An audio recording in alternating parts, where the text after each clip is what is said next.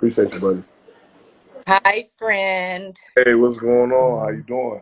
I'm so glad to see you and to be talking to you. Don't scare me like that no more, okay? No, for sure. I'm sorry about that, man. I know my management team put the post out there. And, Yeah, uh, she put it out there as things were kind of like at the heighten of the situation. yeah. Really weren't too clear of all the answers or exactly everything that was going on with me. So I'm sorry about scaring everybody, and but it was a serious moment. But I really deeply want to start off by thanking you, of course, and the team. And I know y'all always being in my corner, and for everybody that's tuned in, and everybody that's truly supportive and were praying and being positive through the whole situation. I deeply, definitely appreciate you because it was a serious and scary moment for me and my family, most definitely. So, what happened? Did you just not start feeling well, or did you start Um, feeling okay? Because, for us, mm, especially that community, it's very important that we listen to our bodies. And I know from being your friend that you always listen to your body and your yeah. So it important. was one of them things where one of those moments. Hold on, y'all go in the room because I'm worried. Ashton, I didn't ask you to come out. He's following you. No, he's following his brother. You didn't try to find nothing. Go ahead. Sorry. Daddy, you better have daddy duties. Room. Come on. I know. No, no, no, no. Come on. Stop trying to explain. Go ahead. Everybody trying to explain something. Kiss those. So it was one of those situations or moments where at this point, man, I had been so busy, I kind of was ignoring my body, to say the least. And it was one of the things where for me, I had been so busy, I thought it was just fatigue catching up. I thought I was just tired, kind of worn down.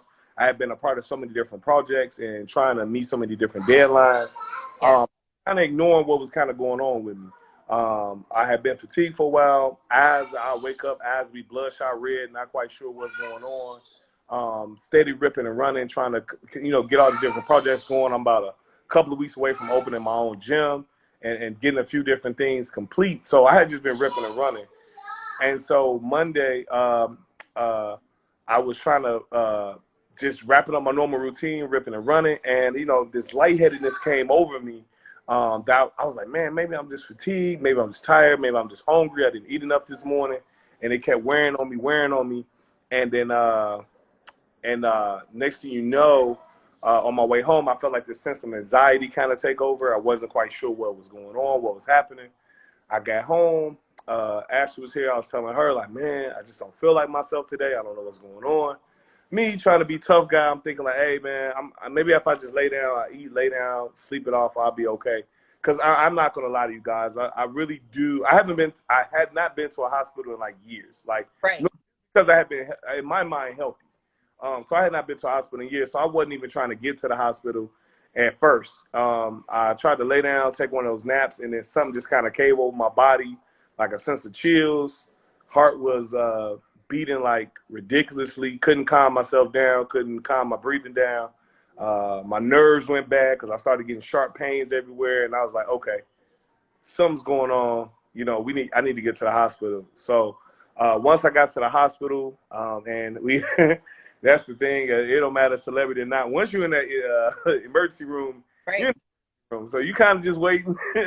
You waiting alongside everybody else. My anxiety picking up, and I'm looking around the room. I'm thinking like, man, how am I here? I'm looking around the room. Everybody in the emergency room, at least about 60, 70 years old. You know what I'm saying? I'm like, why am I here? Like, you know what I mean? What's going on?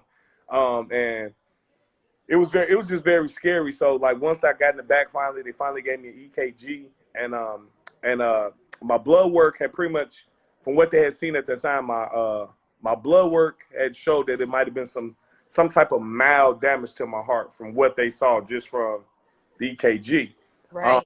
that's when they started doing all the different the blood work and everything, kind of like trying to get down to the bottom of it and really see what was going on. So that first day or so, that first couple of hours I was in the hospital, I really didn't know what was going on. So, like, by the time I could text my team, my family, it only takes a couple for them to hear a few words. Hey, they're trying to make sure I'm not having a heart attack. They're trying to make sure this is going on. And it was kind of confusing because at that first sight, they just weren't quite clear what exactly was going on with me. I told them the routine of my day. I told them everything I eat, all the way down to every sports supplement I take, and everything, like, you know, so we can kind of narrow it down what could have caused anything. So, let's say about MRI and blood work. I went everything from for them to check my I forgot what it was exactly called, but they do a coronary artery check. So I had everything from a coronary artery check, everything, because they were just trying to make sure there wasn't no artery blockage, make sure these different things were going on. So after a series of tests, what had happened was, just to clear it up for everybody, I basically had an inflammatory reaction, as the doctor liked to call it. So basically a viral infection. So the viral infection basically causes, in so many words, it causes kind of like extra inflammation in areas that normally be there. So it was around my heart cavities and also in my lungs. And so they had to do all this different blood work to make sure that I didn't have what is called an autoimmune inflammatory disorder. This is when your body just basically attacks itself. Yep. It's trying to protect itself, but it's attacking itself and making it worse at the same time.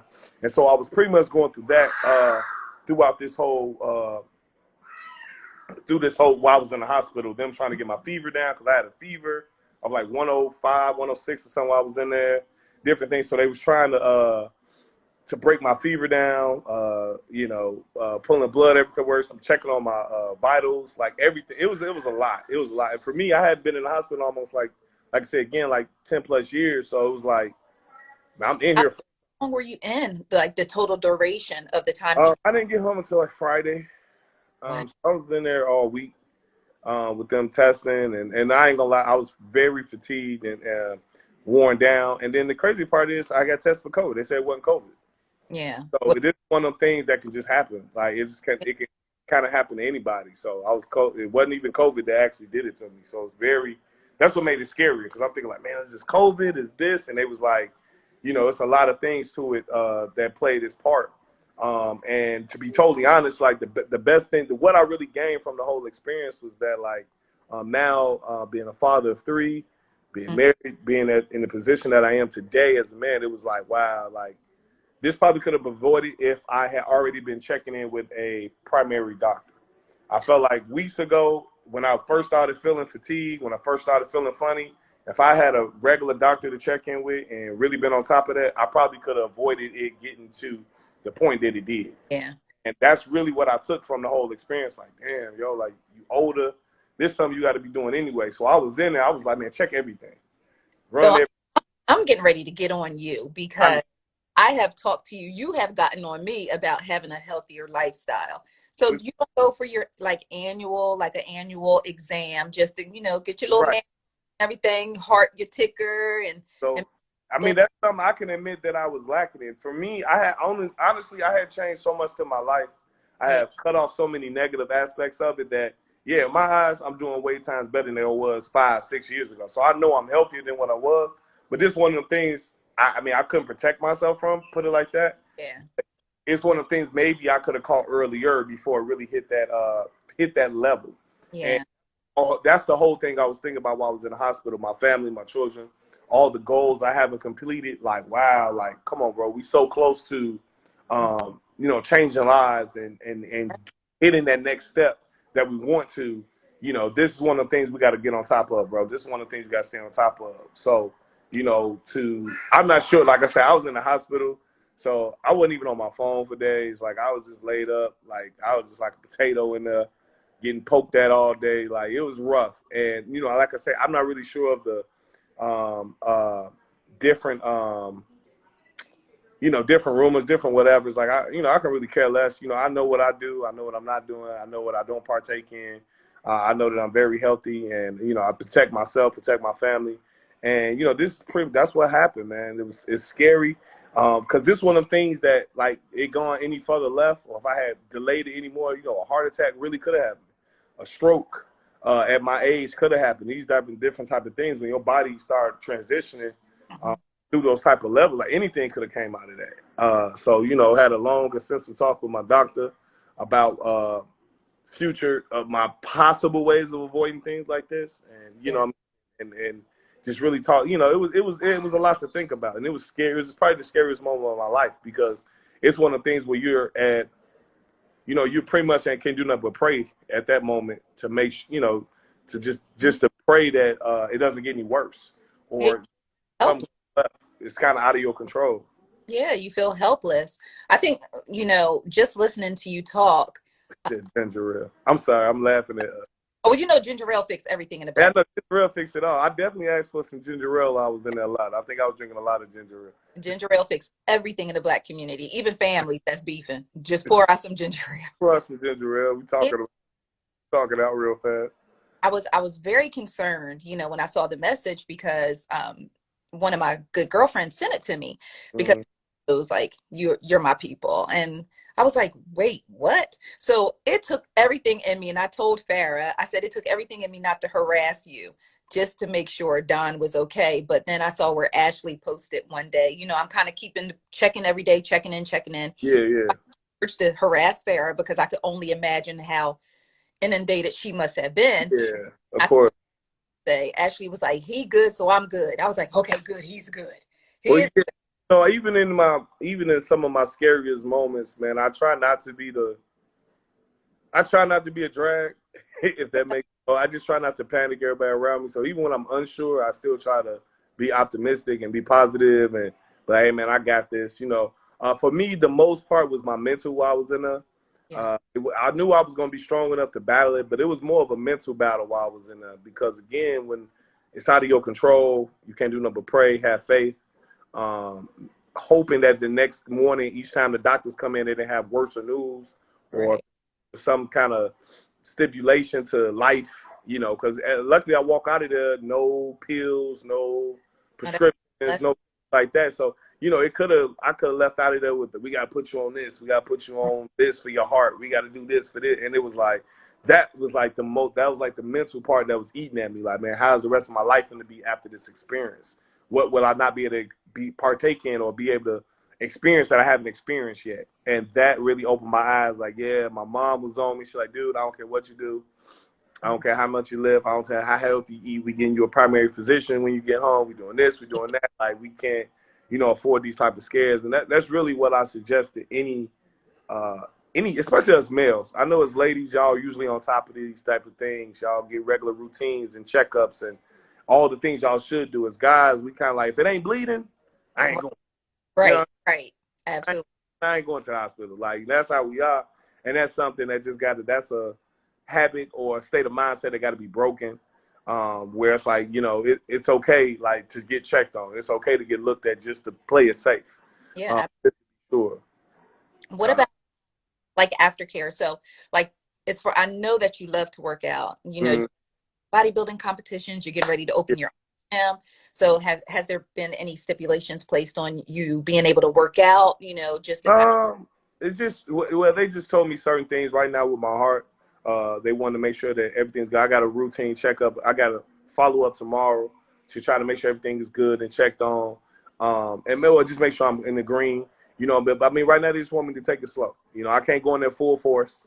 Like nothing happened. It's going there banging everything out, but just taking it slow, building back up to my regular routine. So definitely, yeah, it crushes me because I'm getting ready for another show in October. But you know, I know that I work hard, and the rest of my body is needed more than anything to and slowing down, or not just necessarily stopping, but kind of building back up is probably what I need right now, man. I know I work very hard. I know everything that I'm doing is with a purpose for positivity towards my family, towards my kids, towards everything I'm trying to do. So I know I got faith in everything that I'm still doing, that I'm gonna complete these goals. But it's like I just kind of had to look at it like, it's cool, man. Just breathe. You know, that this past week I probably needed it more than anything to sit down. And that's usually what happens, man. When you don't want to listen, your body make you sit down. Like, all right, you want sit down. Yeah, it was like, we got you. We got something for you. So that kind of like how I felt about the whole situation. Like my body just kind of like made me sit down. And it don't take once, man. I'm not hard-headed. I promise you I'm not. This all it took for me to be more on top of self-care and just even my stress levels. Because we have to understand, you know, we'll stress ourselves out trying to complete so many things, trying to uphold so many obligations, and that's what I felt like I was doing on top of that, which helped in my mind kind of heighten the situation, heighten my stress levels, and kind of like have my body kind of like all out of whack. Just stressing about all these things I'm trying to complete. You know, we getting ready to go back into season 7. Okay. Starting back filming. I'm trying to complete these projects, you know, and the family life. Like I said, again, I'm not just a dad. I'm my father. I'm a full-time father. So I'm up in the morning. We eat breakfast, clothes on, dropping off at school, giving kisses, and those things. So all those things run through your mind when you're going through this type of situation. But also just to the point was like, I got to start taking these days where I just sit down and reset. Don't answer the phone, get off the ground, go back into my meditation corner, just kind of just breathe and rebalance yourself, because I felt like that played a very major part in everything that happened in this past week as well. You know, just having that downtime, you know, I know you were dealing with a health issue, and I'm really glad that you spoke about the mental health aspect of it, because it is Mental Health Awareness Month. And I know that you are a huge advocate for mental health. Yeah. And I just appreciate you talking about that, because a lot of times when we go through things, just even the mental aspect of it can kind of help us either heal through it a little faster, or if your mind just isn't there, it can also like amplify the situation and make you about it. Exactly. And that's what I felt like what was going on with me. It's been a lot going on with my family. Mm. And I just lost my mother-in-law long ago. So while trying to balance my own emotions with a wife who's still trying to heal from her own trauma, she lost both her parents. So it's been a lot on my family. And then on the personal aspect of just trying to keep myself, my own sanity, and the things that's happening within my own family and things like that. So it's a lot that kind of been weighing on my shoulders. And I think I was trying to be Superman. That's all. Act like it ain't all phasing me, you know, trying to get through it all, trying to be Superman. And, you know, sometimes Superman got to sit down too before he drained himself. And I think that's kind of what was going on, man. I was trying to put too much on myself. And I think that's what kind of kicked into me making myself sick. That's really the best way to put it. I feel like kind of, like you said, amplified everything that kind of happened to me, to where it was a random Monday and it was like, yo, what the hell is going on right now? Where I just bloodshot red, like my people looking at me like, man, what's wrong with you? And in my mind, I don't know. I have never experienced this. Go and see, that's what we have to change. Yeah. Just before we move forward, I just want to give you and Ashley my sincerest condolences, you know, on the passing of her mother. Because I know that was tough, you know, and like you said, it's been a lot going on. And, you know, sometimes when you try to be Superman, you know, you do get tangled up in your cape, right? Yeah. Okay. All right. Just reminding you of that. That's But definitely. I'm just so happy to see you, you know, just to actually just see you, and you look good. You know, you look like you're feeling much better, which is a good thing. And now when you were, you know, in the hospital going through everything and taking your time to recover, just, I always call it unplugging from the matrix, because you're very active on social media. So unplugging from the matrix, how was that? Now that you're back, Yeah. do you have a different feeling about social media? Because those times I take the weekend off, oh Yeah. my God, on Monday, I'm like 2 tears in a bucket. I don't care about no Instagram, but I have Yeah. to, my job. No, you do. And I think the week I was off and I wasn't on my phone and just, like you say, unplugged. It was needed. You know, you get a moment of to think. And I guess the whole goal for me while thinking was not to get in my own head and make myself feel worse. It was more so like what's